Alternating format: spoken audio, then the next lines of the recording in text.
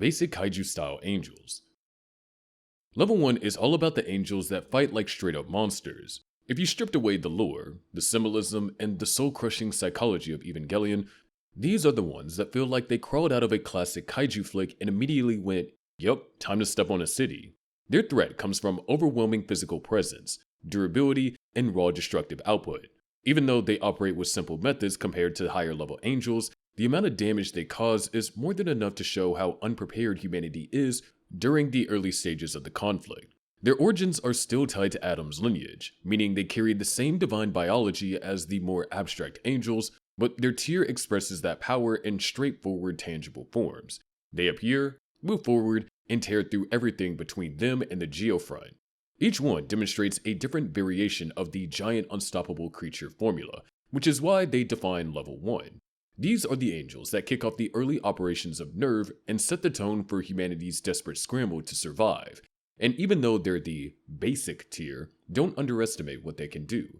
A single one of these angels can wreck military battalions, tear through skyscrapers like cardboard, or take an Eva unit to its limits if the pilots slip up. Sakyo is the clearest example of what this level represents. As the third angel, it becomes the first to attack after second impact, and marks the moment humanity realizes the angels have returned. Sakyo is tall, thin, humanoid, and slightly larger than an Evangelion, built to function both on land and underwater. It first appears swimming through the flooded ruins of a city east of Tokyo 3, then emerges from the ocean and moves inland while the JSSDF attempts to stop it. Although Sakyo shows little actual interest in combat at the start, the military fails to cause real damage or slow it down.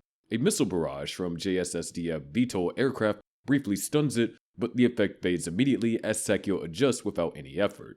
Instead of launching a counteroffensive, it casually shoots down a VTOL and then uses its AT field to leap away, treating the attack more like an interruption than a threat.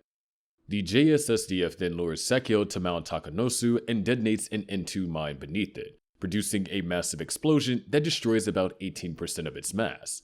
For a moment, this looks like progress, but Sakyo begins regenerating almost instantly, replacing the damaged facial plate by growing a new one underneath and pushing the old one upward. The mine slows it down just long enough for Nerve to prepare Unit 01.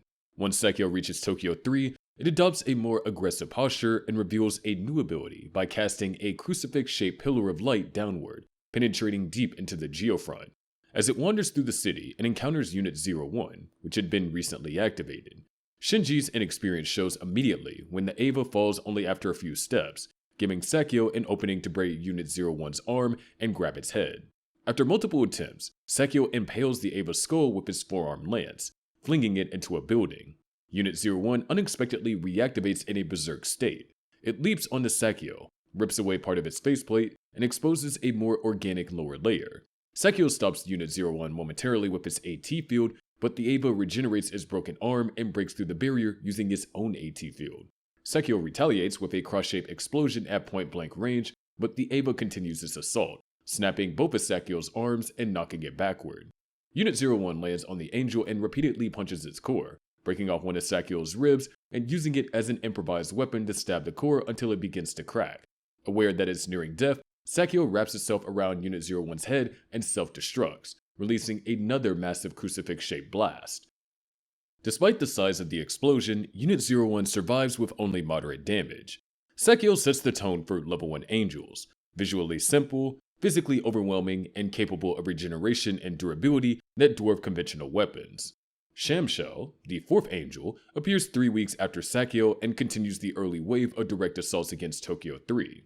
Shamshell resembles a cephalopod that can shift between a horizontal flight form and a vertical combat mode. Its primary weapons are 2 long glowing pink energy tentacles. It arrives over the ocean, lands at Odawara, and cuts straight through the defensive line on its way to the city. Shinji attempts to neutralize it using Unit 01's pallet rifle, but the rifle is ineffective once its shots fail to break Shamshell's AT field.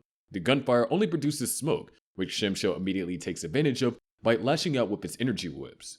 It destroys the rifle, knocks Shinji off balance, and tears apart the surrounding buildings while forcing Unit 01 backwards.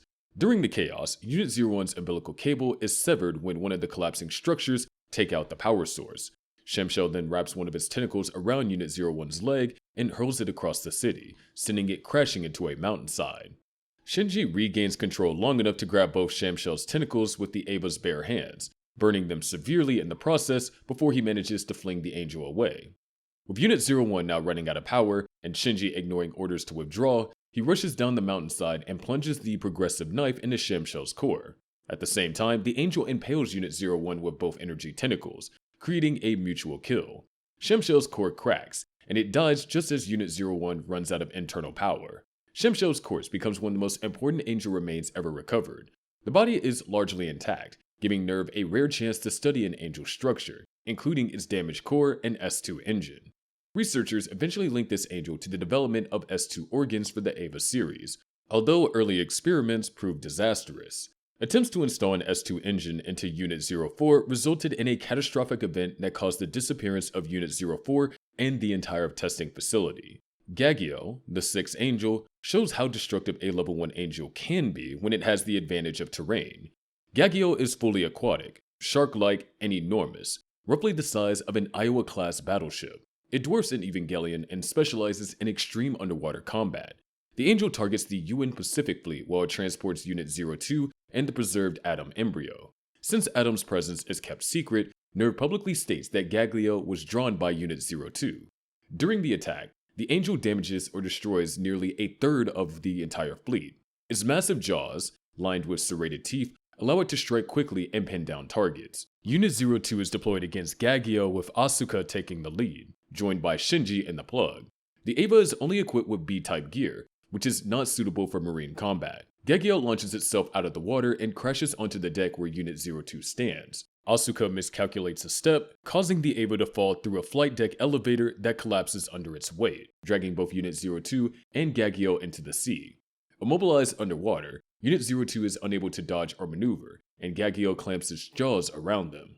With conventional fighting impossible, Misato devises a plan that relies on coordination between the pilots and the fleet. Unit 02 forces Gagio's mouth open just long enough for two scuffed battleships to lodge themselves inside the angel's jaws. The ships directly fire at Gagio's core, then explode within its mouth. The attack destroys Gagio from the inside, inflating its body before it bursts apart.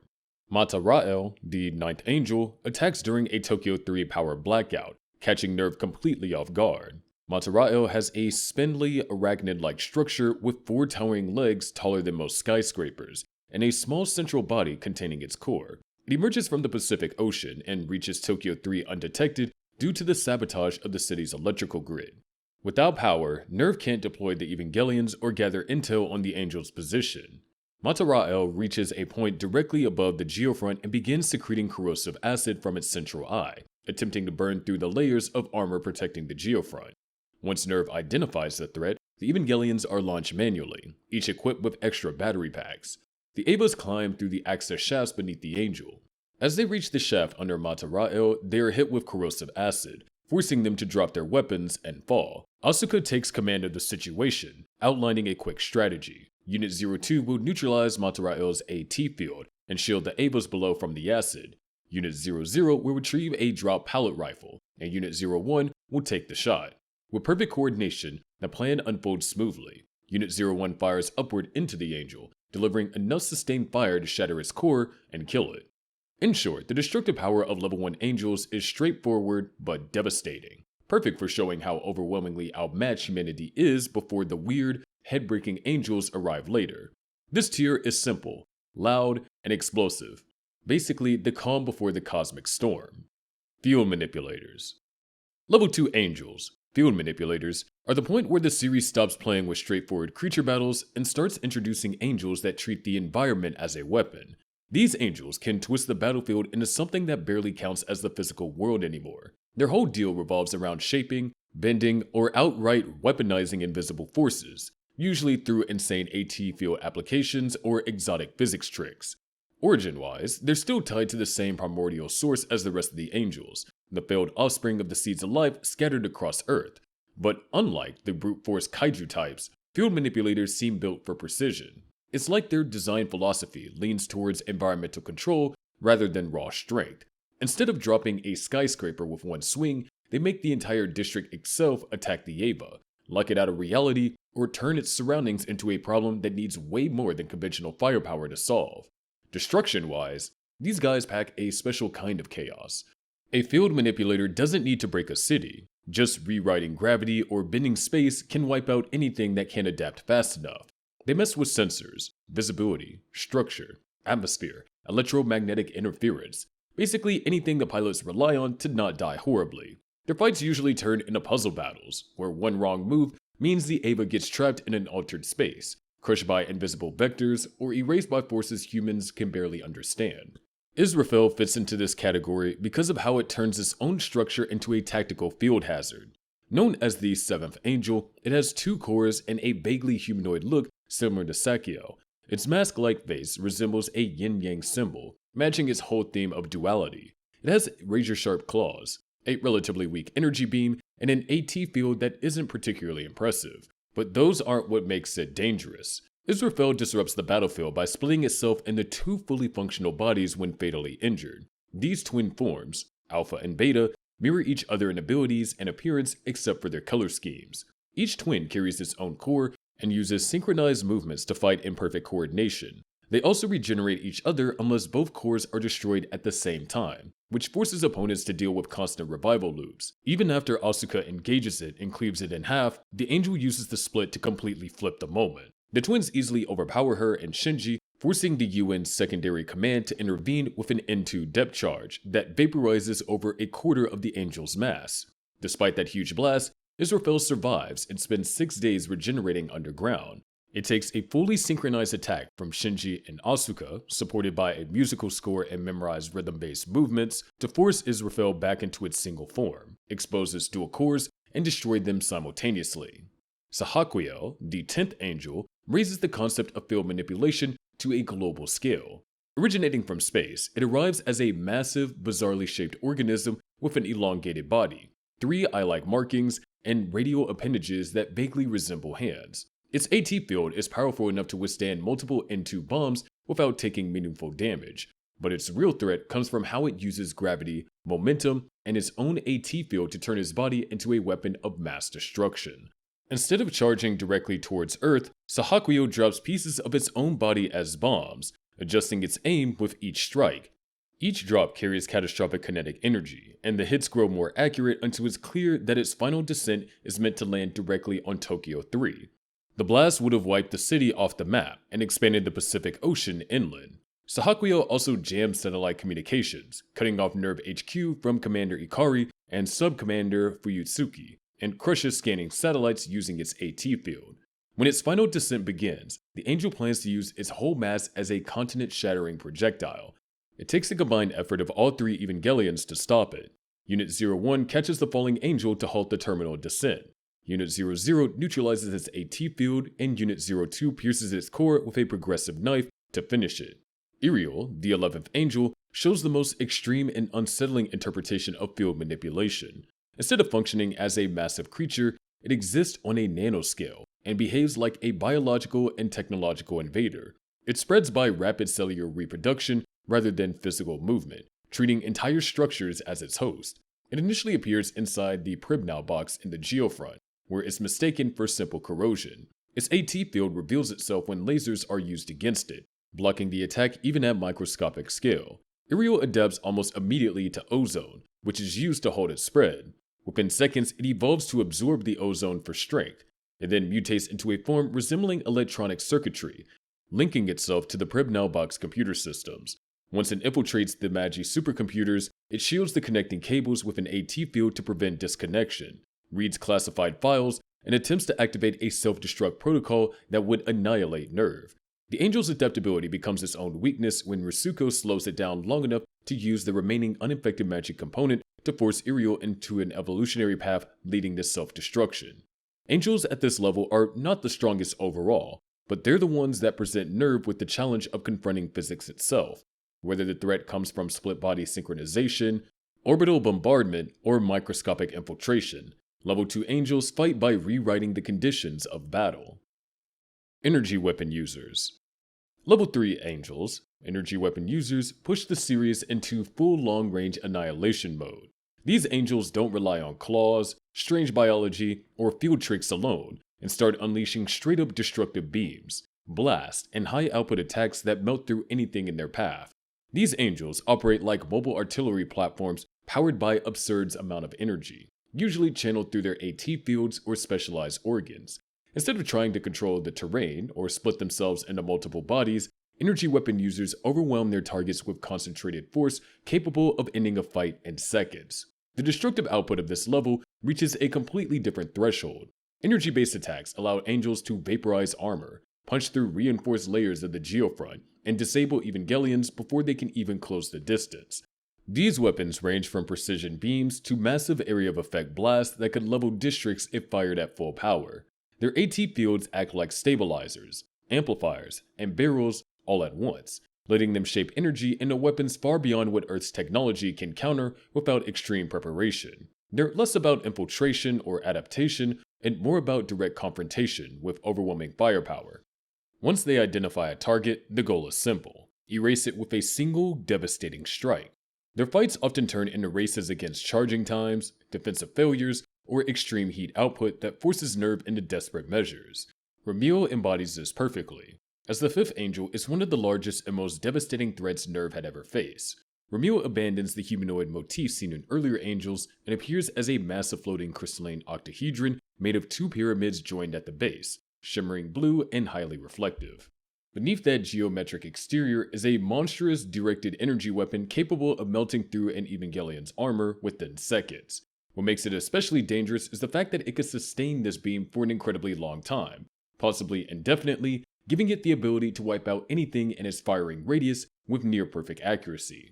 Unlike angels, whose attack mechanisms remain vague, Ramil gives a clear look at its internal workings by activating what appears to be an inner torus nuclear fusion reactor to power its main beam. On top of that, its AT field is so strong that it literally warps light, something rarely seen even among angels. Ramil detects threats approaching from above, below, and far beyond its normal range, responding instantly with lethal precision. It approaches Tokyo 3 by drifting in from the ocean, and Nerve deploys Unit 01 with almost no information about the Angel's abilities. The Angel detects the Ava before it even reaches the surface, instantly powers up his particle beam, and fires a shot that tears through a building and nearly burns straight through Unit 01's chest. Shinji is almost killed inside the entry plug from the blast alone. After driving Unit 01 back, Ramil extends a massive drill-like appendage downwards and starts boring directly into Tokyo 3's armor plating, aiming for Nerve HQ in the geofront. This marks the first time an Angel physically penetrates the geofront's defenses. Nerve begins testing Ramil's response patterns using an inflatable dummy Unit 01 and Type 12 motor. Both confirm that Ramil fires on any threat within its radius with flawless accuracy. Its AT field proves to be the strongest ever recorded at that point, strong enough for the naked eye to see it bending light. Direct combat becomes impossible since no Ava can get close enough to cancel the AT field without being vaporized in seconds. Misato develops a desperate plan that involves channeling the entire electrical output of Japan into an experimental positron sniper rifle that Unit 01 will fire from long range.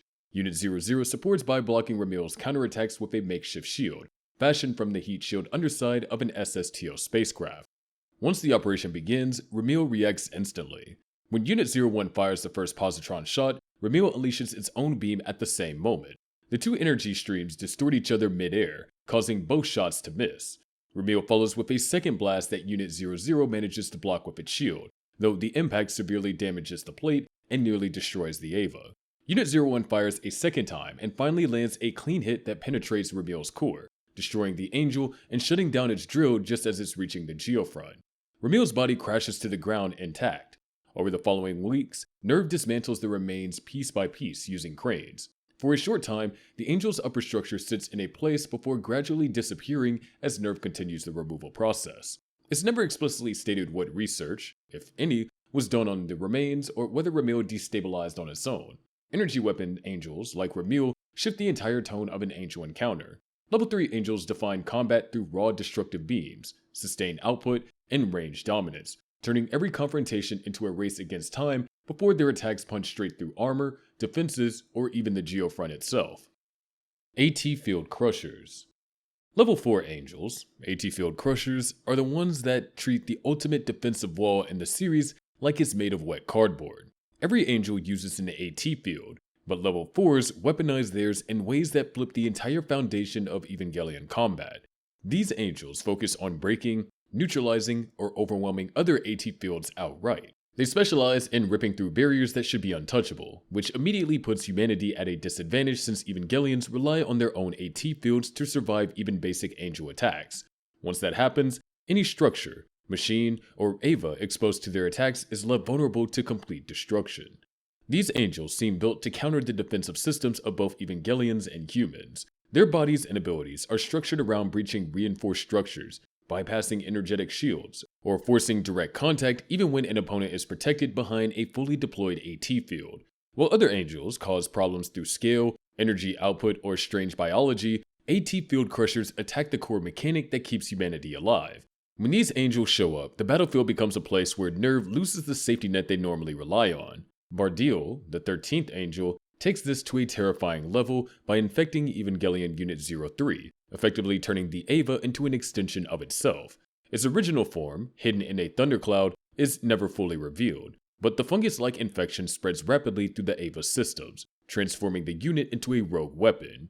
Bardiel can extend its mutated arms to almost twice the height of an Evangelion, and ooze infectious material to spread to other Avas. The entry plug plays a crucial role in controlling the infection, and the angel physically prevents it from being ejected. When Unit 00, Unit 01, and Unit 02 engage Bardiel, it incapacitates Unit 02 and attacks Unit 00, trying to spread its infection further. The angel's mutating capabilities allow it to react instantly to threats, making conventional attacks difficult or ineffective. Eventually, Unit 01, under dummy system control, strangles Bardiel and crushes its skull, ending the infection, but not before demonstrating just how dangerous AT field crushing angels can be when they weaponize someone else's Ava. Zerul, the 14th angel, demonstrates raw offensive AT field power. It penetrates Nerve headquarters in a direct assault, destroying armaments and neutralizing defensive layers with successive cross-shaped energy blasts and focus beams from its eyes. Unit 02's weapons fail against it, and even when Unit 00 attacks with an N2 bomb, Zerul remains unharmed. It breaches the command center, threatening personnel and tearing through defensive structures with devastating efficiency. Only when Unit 01 enters Berserk mode does Zerul finally fall, its S2 engine absorbed, proving the Angel's capacity to obliterate the defenses that normally protect both human lives and Ava units. Armisael, the 16th Angel, operates on a subtler but equally dangerous level. It initially appears as a double helical ring of light, later transforming into a thread-like form capable of penetrating an Ava's AT field completely. Armisael can merge with other beings, invading their biomass in a process called biofusion, and achieving psychological contact that allows it to manipulate minds. It targets Unit 00 first, then nearly merges with Unit 01. Conventional firepower fails, forcing strategic improvisation. Ray uses maximum AT field strength to contain it temporarily, and Unit 00's self-destruct ultimately destroys Armisael. The resulting explosion devastates a large portion of Tokyo 3 and produces strange heteromorphous growth called the Angel Tower, possibly constructed from the genetic or AT field data of previous angels. Level 4 angels redefine combat by making AT fields unreliable. They combine mutability, bioinfection, and offensive mastery of barriers to overwhelm both Ava defenses and human planning. AT field crushers don't just threaten destruction, they force humanity to confront its own vulnerability, tearing through the core advantage that has allowed survival against previous waves of angels. Reality Distorters. Level 5 angels, the Reality Distorters, are the angels that rewrite rules around the physical world. They bend space like a sheet of paper, twist dimensions like a puzzle, and treat physics as something optional. When one of these shows up, it's not just a monster attack, it's the universe getting a software update it didn't ask for. Instead of brute strength or energy blasts, these angels reshape local reality to trap, erase, or reconfigure anything inside their influence. Their purpose is still about reaching terminal dogma, but they approach it by destabilizing the world around their target until the path forward becomes unavoidable. Their destructive potential comes from how little control humans have once the angel's personal laws take over. Entire districts can vanish, physical barriers stop meaning anything, and even time and perception turn unreliable. Fighting them becomes less about combat and more about solving a physics problem while the problem actively tries to swallow you. A perfect example of a level 5 reality distorter is Lilil, the 12th angel. Lilil is easily one of the strangest beings in the entire series. It appears over Tokyo 3 as a floating sphere with a warped black and white pattern, but the sphere is just the illusion our dimension sees. Lilio's real body is what looks like a shadow on the ground. This shadow is 680 meters wide, yet only 3 nanometers thick, and despite being almost two-dimensional, it's the true entry point into a pocket dimension described through abstract mathematical theories. The floating sphere is nothing more than the shadow cast by its actual body in our world. Lilio's existence is built on an inverted AT field, which lets it absorb anything from our dimension straight into its interior.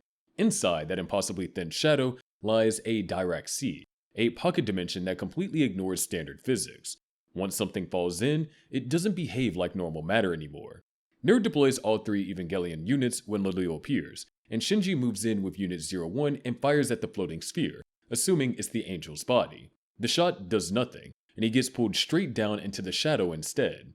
Unit 01 disappears without a trace, and communication with Shinji is lost instantly. Asuka rushes in, but barely avoids getting sucked in. She climbs up a building to escape its pull, until she's forced out of the fight. Rei fires multiple rounds at the floating sphere using Unit 00 sniper rifle, but these shots only damage the city and leave Lilio unfazed. With the situation spiraling out of control, Nerve retreats. Rasuko studies Lilio's structure and explains its nature to the team, laying out how the angel's true form is the shadow and how its body exists in a separate pocket dimension. Rasuko proposes a grim but direct plan. Unit 00 and Unit 02 will work together to neutralize Lilio's AT field, lowering its defenses long enough for the JSSDF to drop the remaining 992 N2 bombs into its body. The explosion might kill Lilio and could potentially recover Unit 01, but it also puts Shinji at extremely high risk. Misato protests the plan, pushing back against the idea of sacrificing the pilot, but Rasuko's proposal is ultimately approved. Unit 01 runs out of life support power after 16 hours inside Lilio, and preparations for the bombing plan are finalized. Just as they're ready to execute it, Unit 01 suddenly enters Berserker mode, despite being completely out of power. What happened next defies every expectation. The Evangelion tears its way out of Lilio's body from the inside, exploding outward in a burst of blood that destroys the angel's real shadow body. The ground ruptures, the pocket dimension collapses, and Unit 01 emerges while Lilio is annihilated. While trapped inside the angel, Shinji experiences a surreal internal sequence that feels like a deep psychological evaluation. It isn't Unit 01 talking to him, it's Lilio trying to make contact with his mind. Sea Light later questions Masato about whether the angel attempted mental communication, but she admits there's no definitive way to know. Still, fans have plenty of evidence by this point that the angels can reach out to Eva pilots on a mental level, as subtly demonstrated by Armaseo and would later be distinctly showcased by a higher level angel. Lilio's behavior matches that pattern, making it likely that the visions Shinji experiences are the result of Lilio attempting to speak to him.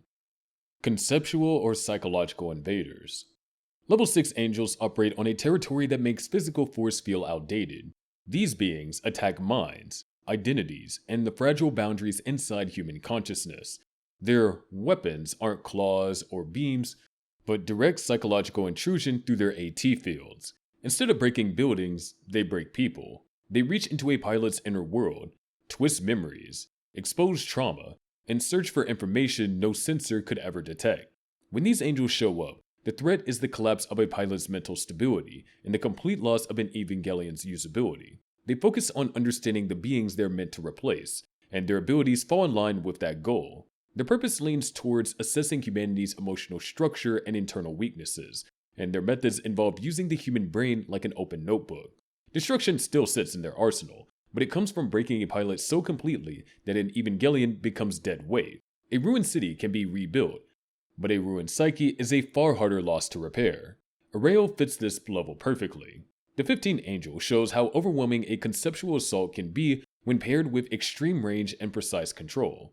Areo appears as a jagged winged figure made of intense blue light, drifting far above Earth.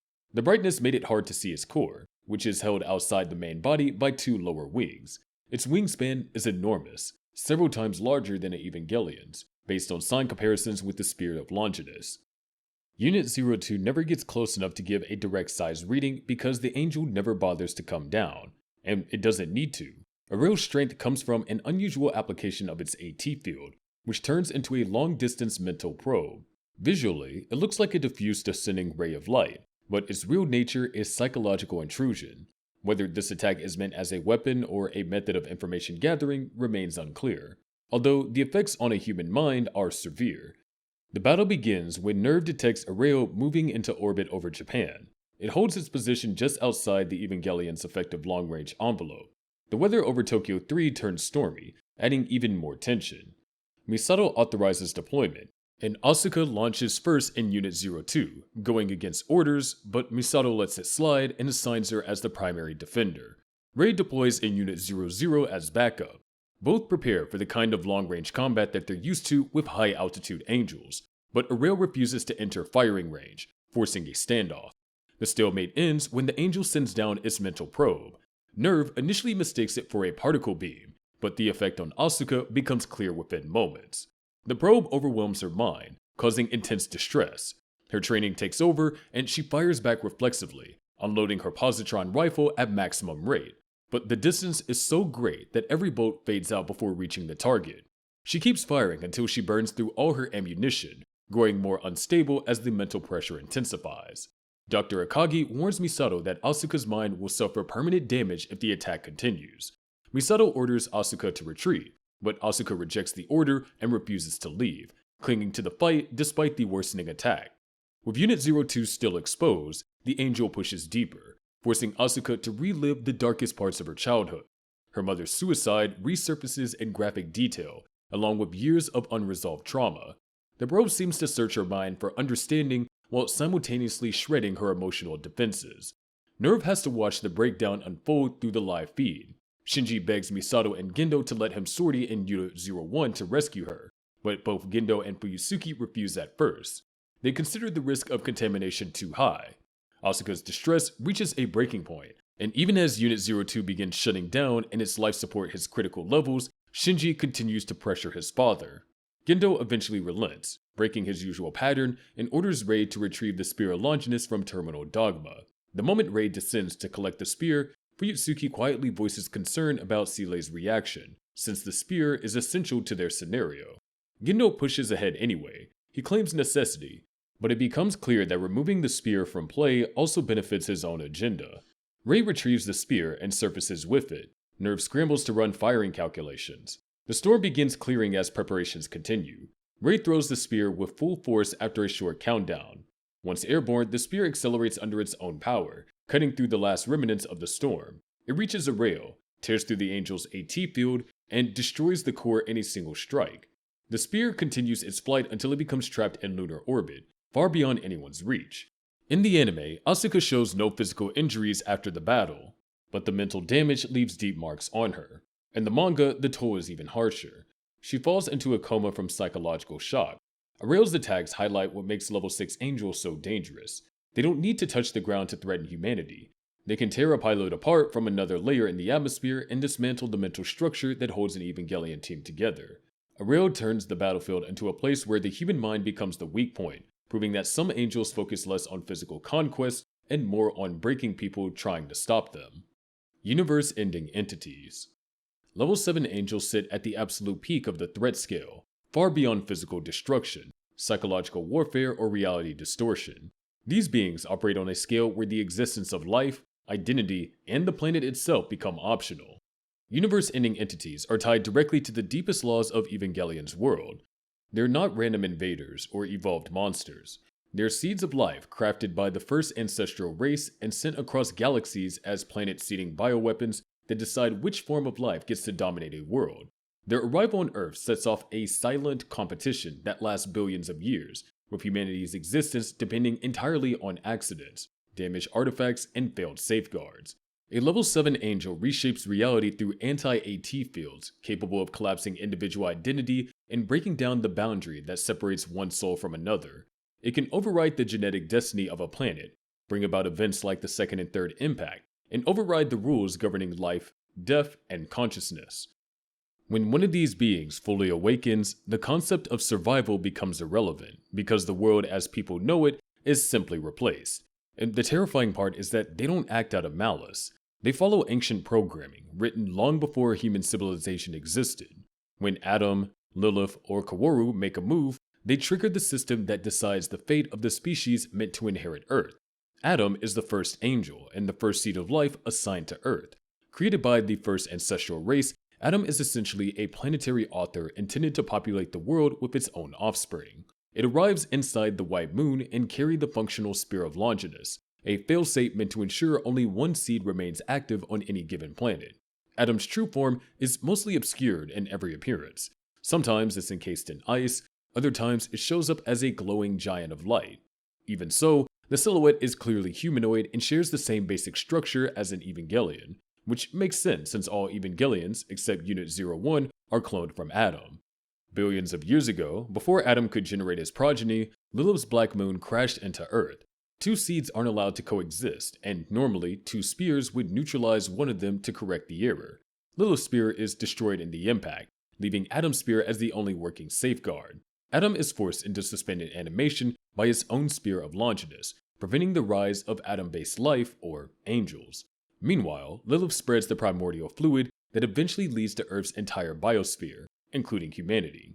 Adam remains dormant until the Katsuragi expedition stumbles upon both the body and its spear in Antarctica.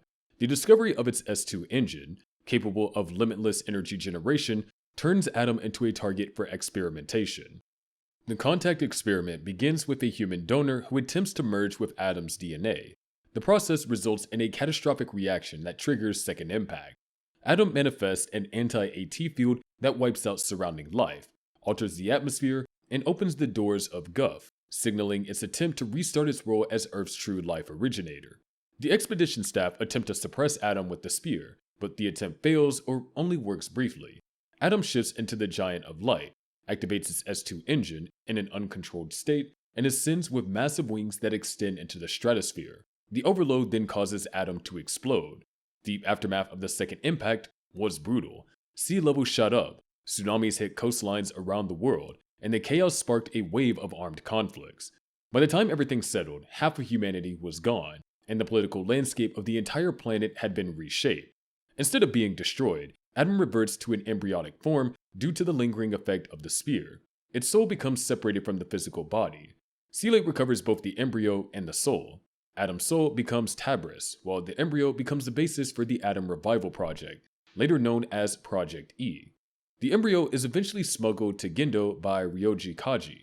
Gendo fuses Adam into the palm of his right hand and intends to combine Adam and Lilith through Rei to execute his personal plan for Third Impact. At the climax, Rei severs Gendo's arm and absorbs Adam, returning to Lilith to form a merged being. Adam briefly appears in the shape of a giant white Tabris-like figure, suggesting Adam's soul recombines with his body for a moment before being absorbed. When Shinji rejects instrumentality, the Gestalt being dies, leaving Adam's ultimate fate unknown. Lilith, the second angel, is another seed of life created by the first ancestral race. Lilith's role is equal to Adam's, but instead of producing angel, Lilith produces humanity. The accidental crash of the Black Moon causes first impact, forms Earth's moon, and shatters Lilith's spear. With Adam's spear still intact, it activates to neutralize the conflict and renders Adam dormant. Lilith then spreads the life-giving substance that forms all life on Earth, eventually leading to the rise of the Lilin, or humans. For billions of years, Lilith's Black Moon remained buried deep underground. Over time, tectonic shifts moved the Black Moon beneath what becomes Hakone, forming the enormous Geofront Cavern. Seeley eventually discovers the Black Moon and Lilith. Nerve headquarters is constructed around Lilith's resting place. Deep in terminal dogma, Lilith is crucified on a massive cross and serves as the near-limitless source of LCL, since LCL is essentially Lilith's blood. Lilith is intentionally kept at a size just before being capable of triggering instrumentality. Once the Spear of Longinus is recovered, Lilith is impaled again to maintain control until Third Impact is ready to begin. The Evangelions are primarily Adam's clones, except for Unit 01. Unit 01 originates from Lilith's body itself. Visual material in episode 23 hints that Nerves physically tears Unit 01 from Lilith's lower half, which explains the missing legs on the crucified body. This results in Euro 01 being the only Evangelion with a soul linked to Lilith rather than Adam. In both the anime and manga, Lilith's role in instrumentality mirrors Adam's involvement. Gendo attempts to manipulate Lilith through Rei to trigger Third Impact under his own terms. Lilith rejects Gendo when Rei merges with Adam's embryo and returns to her original body. Rei, now carrying both Lilith and Adam's essence, initiates Third Impact with the goal of dissolving all human souls into a single life form to achieve instrumentality. When Shinji rejects instrumentality, Unit 01 bursts from Lilith's eye and Lilith's long history ends with its body scattered. Whether Lilith's essence lingers afterward is unknown. Kaworu Nagisa, designated as the 17th angel Tabris, is both an angel and a seed of life dwelling inside a human-like form. His existence comes from Seele salvaging Adam's soul and placing it into a human vessel created after the contact experiment. Kaworu is born on the day of the second impact, and essentially becomes Adam reborn in a human body. Although he looks human, Kaworu sees himself as separate from humanity, and identifies people as the Lilin. Before meeting the cast, Kaworu lives under Seele's supervision. He is sent to NERV as the fifth child to replace Asuka, who can no longer pilot Unit 02. Kaworu immediately synchronizes with Unit 02 at will because the Eva is created from Adam. During early interactions, Kaworu learns about Shinji's loneliness, trauma, and confusion. Kaworu approaches human concepts such as pain and companionship with curiosity. He shows fascination with human art, culture, and emotion, and he gradually becomes the only person Shinji feels that he can confide in during that part of the story. Kaworu later pilots Unit 02 without a pilot plug. He controls it remotely through his nature as an Adam-origin being. This alerts NERV that something is wrong, and they quickly uncover his ability to change his sync rate at will. Kaworu then descends in a terminal dogma. Unit 01 is sent to pursue him. Kaworu bypasses security and reaches the chamber he initially believes contains Adam. Upon entering, he realizes the giant crucified form is Lilith instead. This recognition stops him from initiating the extinction of humanity. Shinji defeats Unit 02 and catches Kaworu. Kaworu accepts the end of his life after deciding that humanity deserves to live. Shinji eventually kills him in Unit 01's grasp. Kaworu's death later becomes a central emotional point for Shinji's character arc. Adam's soul appears again later during the third impact inside the fused Lilith Ray entity. The Kaworu-like figure that manifests shows that Adam momentarily regains presence through his connection to Kaworu's form. But the entity disappears when Shinji rejects instrumentality. With these three beings, Level 7 angels reveal the full scale of Evangelion's cosmic rules. Adam defines the potential lineage of a planet, Lilith shapes the biosphere of an entire world, and Kaworu embodies the last remnant of Adam's will. When their systems activate, worlds rewrite themselves, species face erasure, and concepts such as identity and individuality collapse.